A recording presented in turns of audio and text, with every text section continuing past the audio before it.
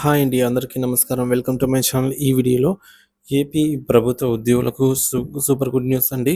12వ PRC commission నియామకం 30% మధ్యంతర వృత్తి అమలుతో పూర్తి వివరాలు వీడియోలో తెలుసుకుందాము.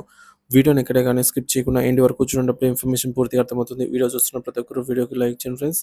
ఈ వీడియోని తోటి ఉద్యోగ పెన్షన్ మిత్రులతో అయితే షేర్ చేయండి. కొత్తగా మన ఛానల్ చూస్తున్నారు ఇంకా ఎవరైనా సబ్స్క్రైబ్ చేసుకున్నట్లయితే వెంటనే మన ఛానల్‌ని సబ్స్క్రైబ్ చేసుకోండి. దీని ద్వారా నేను చేసే లేటెస్ట్ వీడియోస్ అన్నీ మీ వరకు రీచ్ అవుతాయి. ఇక ఆలస్యం చేయకుండా వివరాల్లోకి వెళ్ళిపోదాము. పీఆర్సీ కమిషన్ నియామకంపై స్పష్టత.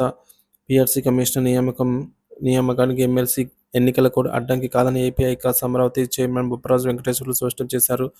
గత కమిషనర్ రాజీనామా చేసిన నేపథ్యంలో ఆ స్థానాన్ని భర్తీ చేయడానికి ప్రవర్తన నియమాలు వర్తిస్తుందని ఆయన తెలిపారు.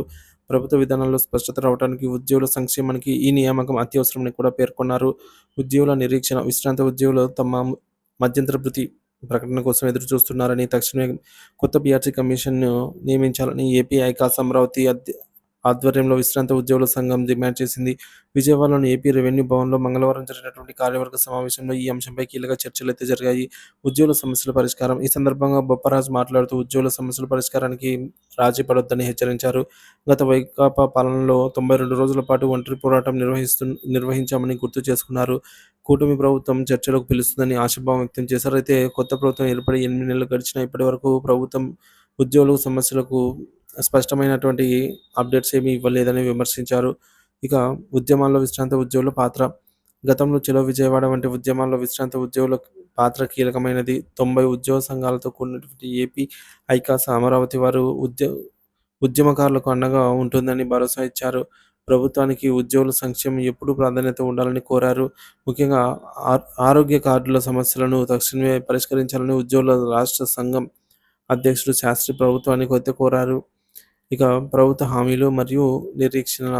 ఉద్యోగుల నిరీక్షణ. కూటమి ప్రభుత్వం రావటంలో విశ్రాంత ఉద్యోగుల పాత్ర కూడా ఉందని అయితే ఆయన గుర్తు చేశారు. అయితే ప్రభుత్వం అధికారంలోకి వచ్చిన 6 నెలల లోపు ఉద్యోగుల సమస్యలు పరిష్కరించడానికి హామీ ఇచ్చినా ఇప్పటివరకు అమలు కాలేదని విమర్శించారు. దీంతో జిల్లా స్థాయి నిరసన కార్యక్రమాలు కొనసాగుతున్నాయని వెల్లడించారు.